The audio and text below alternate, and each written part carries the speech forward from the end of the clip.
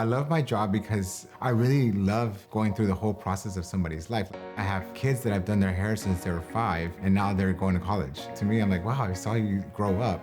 I enjoy sharing those emotions with people. I wanted to open something that was unique, something that was family oriented, that felt like a family when you joined our team. Studio A Salon, that's where it came about. So our concept is boutique, small salons, small spaces, being able to connect with your hairdresser, connect with each other, connect with the team, and building that strong family-oriented team.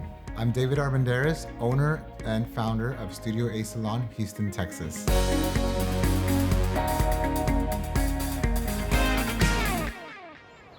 Ever since I was a child, I went to Harvard Elementary and I was in the choir. So I had always been involved with arts and dance since I was a kid. So it just naturally came as something I wanted to do. I went to the Moore School of Music. I studied music and dance.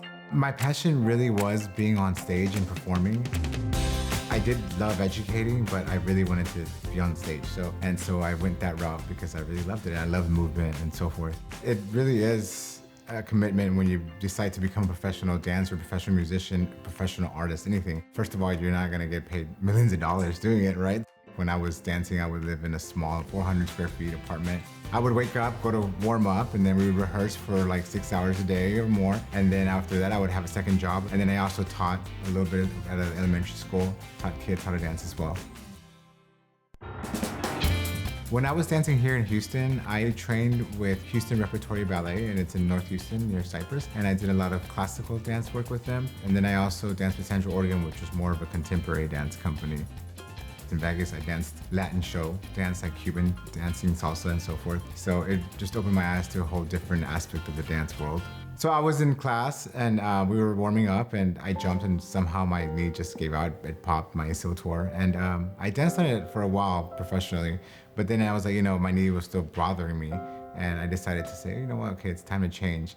My sister actually has been a hairdresser for 30 years. So I grew up with hairdressing my whole life.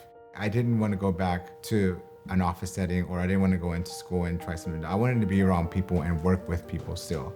Anytime an artist stops doing their art, it's like tearing something out of your body, right?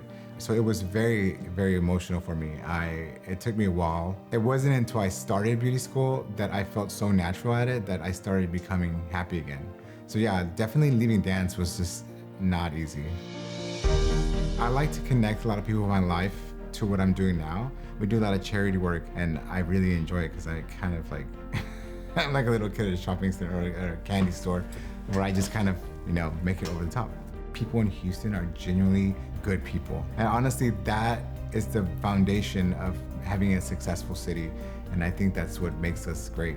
We're located in Southampton. It's in between Rice University and West University. When I walk into the salon, I'm super excited. I love coming to work. I really like it because I have the concept of having a 1930s bungalow, so it feels like you're coming into your own house. Jesse and I were engaged this summer, and it's been really great because when he started working with me, he was my associate.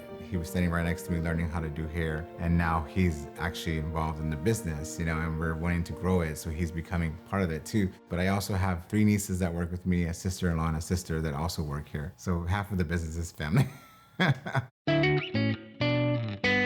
Even when I was a kid, I would fall down. I would see the good side of things. I would stand up and laugh at it. My whole life, I've just been optimistic. Like, this can't be it. It has to be something better.